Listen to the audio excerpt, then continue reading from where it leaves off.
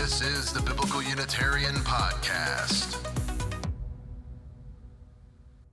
Hello, and welcome to the Biblical Unitarian Podcast, the podcast that aims to start conversations about the oneness and unity of God and about the humanity of Jesus.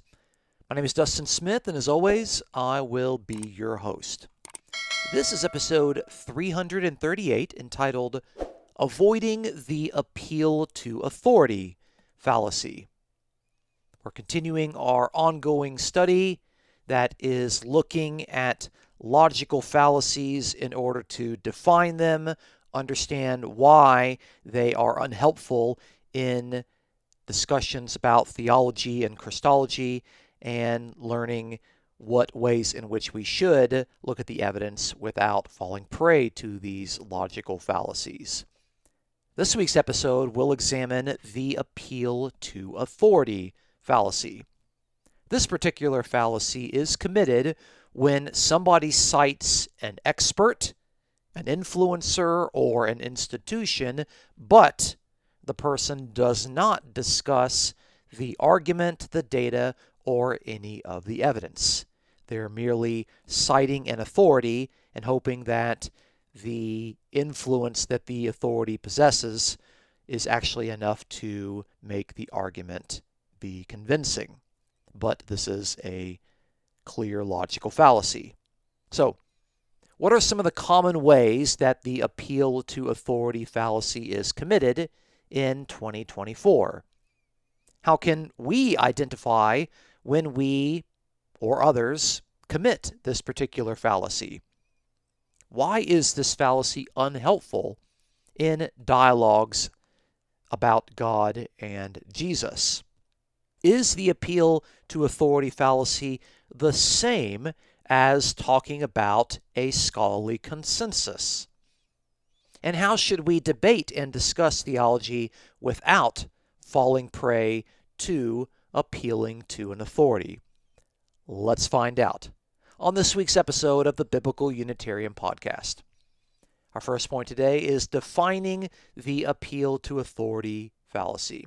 So we want to make sure that we understand this particular logical fallacy so that we can identify it when others use it, we can identify when we make the mistake, and we can choose to avoid it.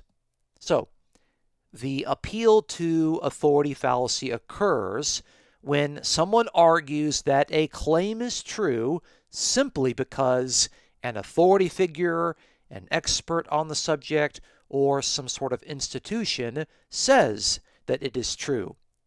The kicker, though, is that they are looking at the expert and pointing to the expert without presenting any other evidence to support the claim. So this type of argument is logically fallacious because the authority's opinion may be biased, it might be mistaken, or it could just simply be irrelevant. And by simply pointing to an expert or an authority figure, the person making the argument is not providing sufficient evidence to prove the claim that they're trying to make. While expert opinions can be valuable and informative, they should not be the sole basis for accepting a claim without further supporting evidence. So what are some common examples of the appeal to authority occurring in our modern culture? Well, we can start by looking at the endorsements that celebrities regularly provide. So celebrities are very often used to promote products, implying that the particular product is good because a famous person uses the product or endorses it. Sometimes the name of the product is going to be named after a famous celebrity. For example, a commercial on television might suggest that a particular brand of shoes is the best because a popular athlete wears them or has his name on them. So I'm thinking, for example, Air Jordans. It's got a famous athlete, a famous celebrity named after it, and so people will often point to those and say, those are the best. They're simply pointing to the endorsement of a particular celebrity. We can also see this particular fallacy occurring in news and media. And if you're not awake to the fact that mainstream media is completely biased by now, then I would really encourage you to look into that. So news outlets sometimes will cite the quote-unquote experts to support a claim without providing any additional evidence or context. And they do this a lot. And a lot of people just let them get away with just pointing to random experts without giving any sort of data or any sort of argument or talking about the evidence at all. For example, a news segment might state that, according to the experts, climate change will destroy the world in 3 years. And yet, this news segment will not explain who these experts are, what their credentials might be, and what their arguments are that have led them to this particular conclusion. To just point to the experts and the things that they say without looking at the evidence is committing the fallacy of the appeal to authority. So some experts, here's an example, claim that you should eat 11 servings of grain per day as part of a healthy diet. And that claim has been called into question because of the lack of data supporting such a claim. What about in the political sphere? Well, it's 2024. It is certainly hot and busy during the season of politics and elections, not just in the United States, but all over the world. And politicians will often appeal to authority in order to bolster their particular arguments. A politician might say that the president supports this policy, so it must be right, without discussing the potential merits of the policy or explaining it to people or giving any factual evidence at all. For example, the president supports DEI, so it must be worth implementing into all aspects of the government. That claim is a logical fallacy because it is simply appealing to an authority figure. What about in advertising? Well, advertisements are going to frequently use authoritative figures like scientists or doctors in order to endorse particular products. For example, a toothpaste ad might claim that 4 out of 5 dentists recommend this particular brand without giving any sort of details on the study or any of the criteria used in order to make that particular claim. So you'll commonly see claims like this, that 9 out of 10 dermatologists recommend this particular skincare product, and it's only $99.99. So they talk about all these people that are supporting this particular product, but we don't know why they're supporting it. We don't know what the reasons are. And that should make you a little bit suspicious, especially because most people who give endorsements are actually paid to give those particular endorsements. What about on social media? Well, social media is full of people that are called influencers. And influencers on platforms like YouTube or Instagram will endorse particular products or ideas based on their own perceived authority, even if they lack expertise and training in a particular field that would be relevant to that particular product. Now, followers of these influencer types might accept the endorsements as valid evidence without questioning the qualifications of that particular influencer. So, someone interested in video games might look to the opinions of an influencer named Asmongold, and Asmongold might say that this particular video game is terrible, it's awful, it's trash, and so you listen to his opinion and you're going to say that, well, if you like playing that particular video game, then you must be stupid, you must be ill-informed, because you're just simply taking the opinion of an influencer. That's a logical fallacy. What about in the realm of health and wellness? Well, In the health and wellness industry, certain diets or supplements or treatments are promoted by so-called experts or wellness gurus. For example, a well-known dietitian might endorse a particular fad diet.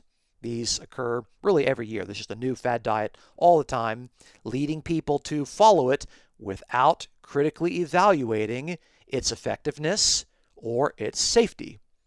So here's an example. The keto diet is recommended by so-and-so famous nutritionist, but they've got some celebrity endorsers. They've got Halle Berry and Kourtney Kardashian who support the keto diet, so you, of course, should absolutely adopt this particular diet. But they're not giving any evidence. They're not describing its effectiveness or showing any of the nutrition data or any of its safety points.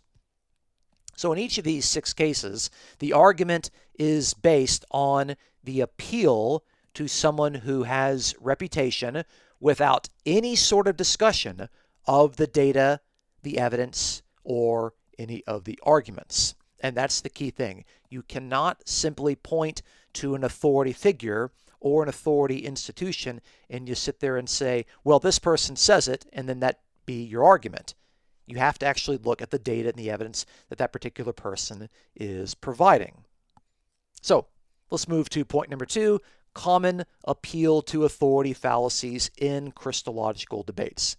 Now that we've understood how it's used in our common culture, how does this logical fallacy appear in dialogues and debates about God and Christ and the Trinity and preexistence? So one way in which the appeal to authority occurs is by citing the church fathers without any sort of context. I'll give you an example. The church fathers, like Augustine and Athanasius, believed in the Trinity, so it must be true, but that's a logical fallacy. While the church fathers are respected historical persons in the history of Christian theology, their beliefs should be evaluated based on their arguments and their scriptural interpretations, rather than just taken at face value.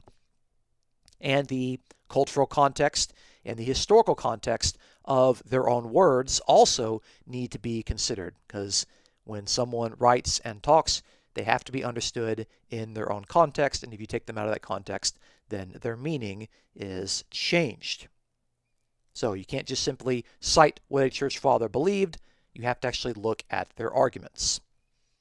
Some people will commit the fallacy of the appeal to authority by looking at denominations and claiming that those denominations bear an inherent authority. For example, someone might make the argument that the doctrine of the Trinity is upheld by major denominations and churches such as the Roman Catholic Church or the Eastern Orthodox Church or the Southern Baptist Church, so it must be correct.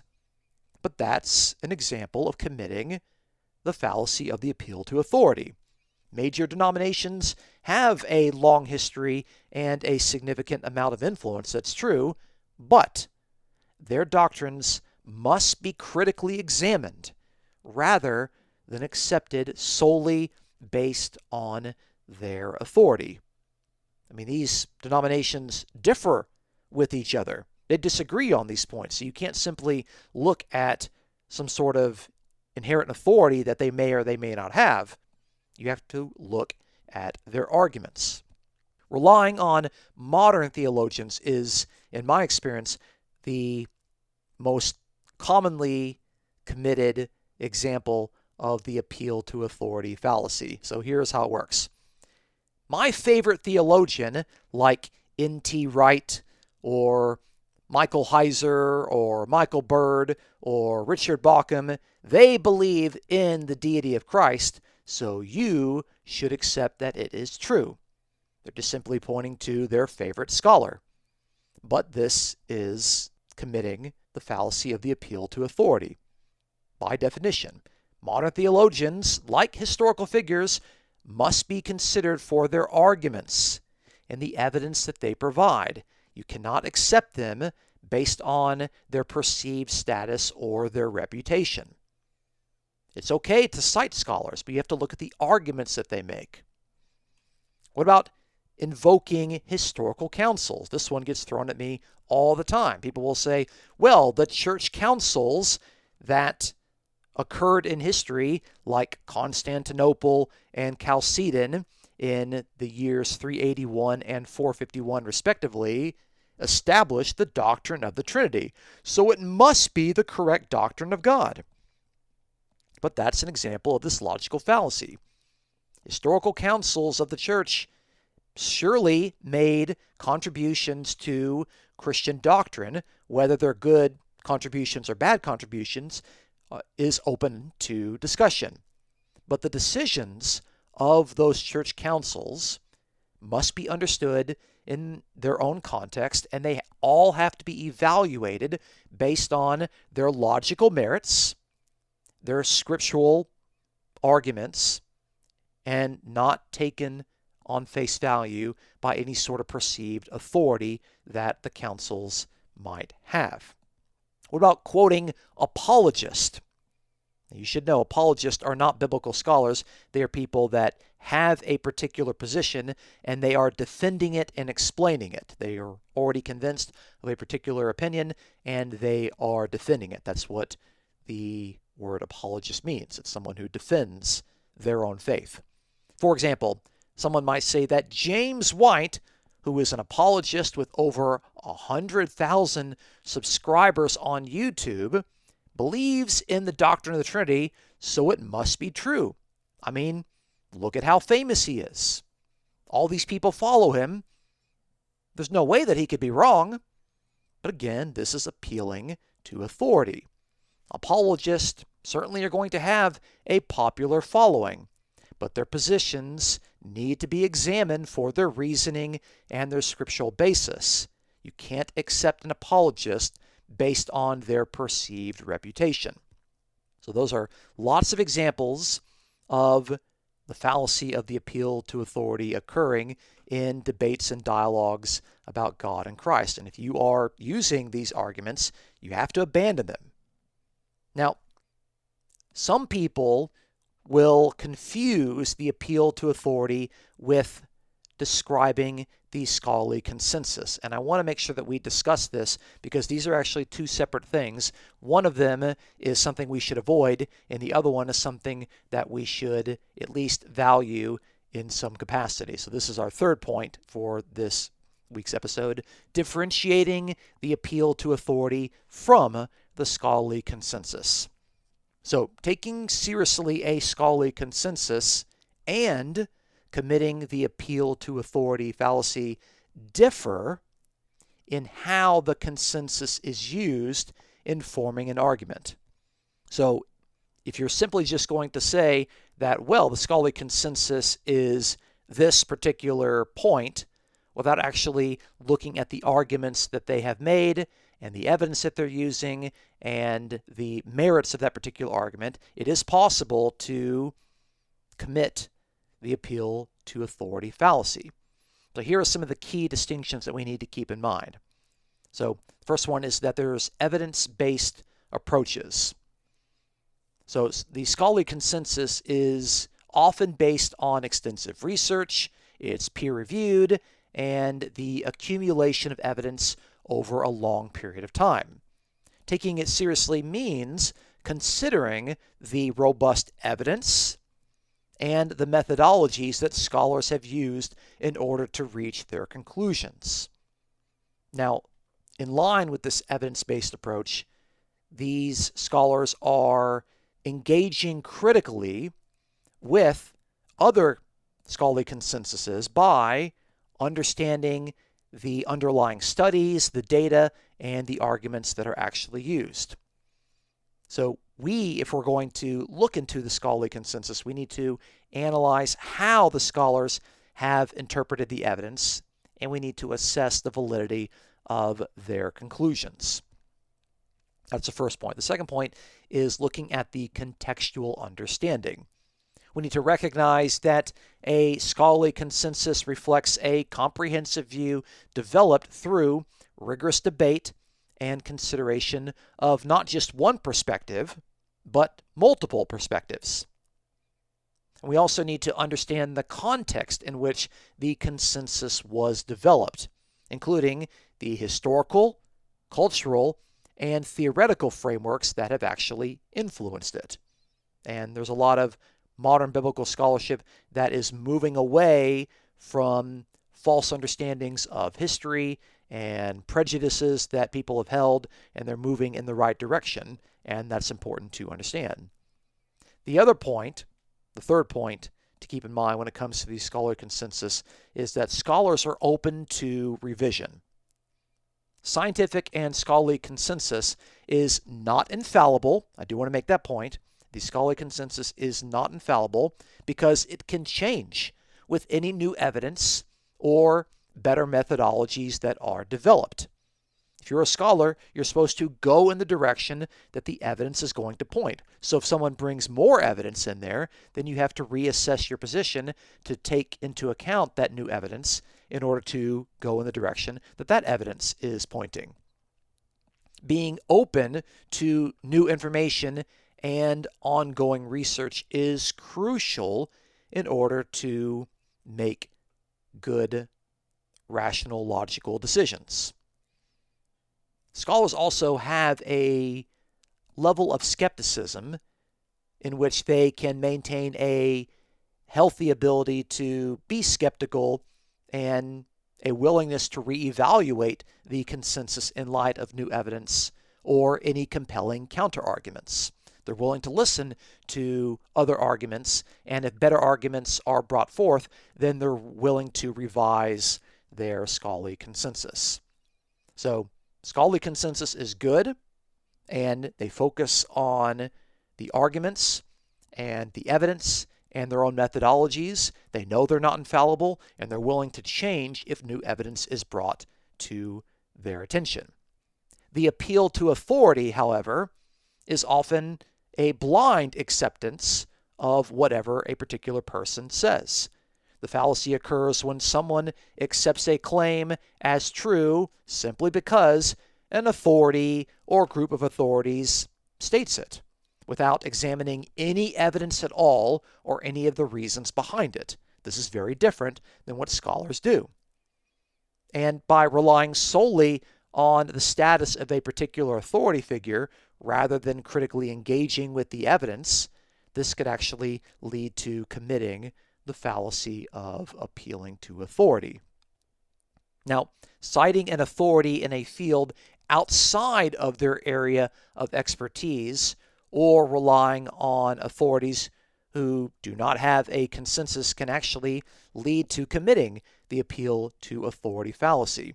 They're actually misplacing that authority when they cite people that, in all respects, don't really know what they're talking about because they aren't trained in biblical languages, or they haven't learned the historical critical method, or they aren't employing the biblical hermeneutical rules when it comes to interpreting ancient text. Now, some people, they're just going to look at the prestige of a particular person over any sort of proof that an argument would need. These people will value the reputation of an authority or their prestige over the strength of their argument and evidence that would, of course, demonstrate the key component of this particular fallacy. Committing the fallacy involves not scrutinizing the claims, the methods, or the evidence put forth by a supposed authority figure, and by assuming that because an authority figure or a group believes X, then it must be true in all contexts without considering any of the nuances or specific circumstances, is making someone guilty of the fallacy of appealing to authority. I also want to talk about lexicons and Bible dictionaries. To use a lexicon, a Aramaic lexicon, a Hebrew lexicon, or a Greek lexicon, like the BDAG lexicon for Greek, or the Halot lexicon for Aramaic and Hebrew, or even one of the older Hebrew lexicons like Brown, Driver, and Briggs Hebrew lexicon. To use these lexicons to define a word is not, I want to say this very clearly, it's not considered an appeal to authority. You're not committing the fallacy when you are looking at a particular lexicon and saying this is how they define a particular word. Lexicons and dictionaries are standard reference tools that provide definitions based on the scholarly consensus and the common usage of that particular word, not just in its language, but also in surrounding languages. The appeal to authority fallacy would involve relying on the opinion of an authority figure or source that isn't really relevant or qualified to make a judgment on the matter at hand. However, Hebrew and Greek lexicons and dictionaries are specifically created to provide accurate definitions of words, and that's why they're appropriate and reliable sources for this particular purpose. So the use of a lexicon in order to define a word is good. It's appealing to the scholarly consensus. You're not committing the appeal to authority by looking at a lexicon. So, how do we avoid falling prey to the appeal to authority fallacy? That's going to be our fourth and final point for this week's episode. Number one, here's how you can avoid committing the appeal to authority fallacy. You have to evaluate the evidence. Evaluating the evidence. So you should look for evidence directly supporting the claim rather than relying on the endorsement of the supposed authority figure. Whenever possible, refer to the primary sources of evidence and analyze them for yourself. Read them for yourself. Do your own homework. Number two, you should understand the expertise that the authority figure actually has. You should ensure that the authority cited actually has expertise and training in a particular field. And it's important to, at certain times, check those credentials. Verify the credentials and qualifications of the authority figure in order to confirm their expertise. Number three, analyze the argument for yourself. You should check for logical consistency. Check to see if the authority's argument is coherent, if it's logically consistent, if the conclusion naturally flows from the argument that is actually made. And at the same time, you should seek independent verification of the claims made by the authority from other reputable sources. Number four, consider the context. The context is really important, and we should consider that context and take it very seriously. We should understand the cultural and historical context in which the authority made their particular statements. Again, if you take something out of its context, you're going to change its meaning. And we have to be aware of the fact that people have their own perspective, they have their own viewpoints, and every single person, including myself, has a bias.